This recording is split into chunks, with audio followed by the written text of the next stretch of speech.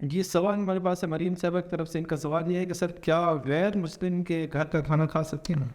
غیر مسلم کے گھر کا کھانا کھانے سے پہلے آپ اس بات کو ذہن میں بٹھا لیں کہ قرآن مجید آپ کو کہتا ہے کہ آپ کی جو دوستی ہے وہ صرف ایمان والوں کے ساتھ جو ہے وہ نیچے. حدیث کا مطالعہ بھی یہی بتاتا ہے کہ جو دلی دوستی ہوتی ہے وہ ایمان والوں کے ساتھ ہوتی ہے. اب جن کے ساتھ دوستیاں انسان کی نہیں ہوتی وہ کبھی بھی آپ کو کھانا نہیں کھلائیں گے, وہ آپ کو دعوت نہیں دیں گے.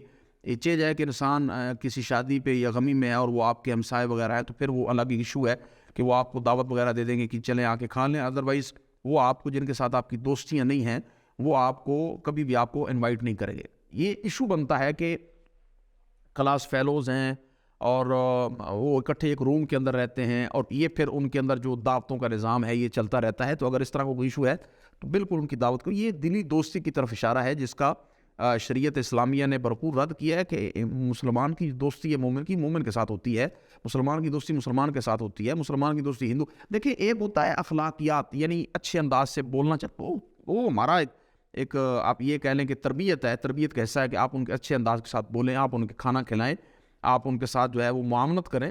اسی طرح اگر آپ کے پاس کوئی چیز نہیں ہے تو ضرورت کے پیش نظر آپ ان سے یعنی گوشت کے علاوہ آپ کوئی چیز کھا بھی سکتے ہیں. آپ ایسی جگہ پہ ہیں کہ آپ کے پاس کچھ نہیں ہے, جیب کٹ گئی ہے, پیسہ آپ کے پاس نہیں ہے, بیرون ملک ہیں وغیرہ وغیرہ.